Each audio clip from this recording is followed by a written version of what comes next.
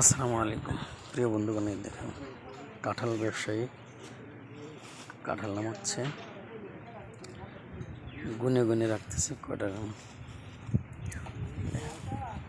বিভিন্ন জায়গা থেকে কাঁঠাল সংগ্রহ করে এনে এখানে জড়ো করতেছে, পরে পিক আপ গাড়ি এনে বিভিন্ন ডিস্ট্রিক্টে রপ্তানি করবে।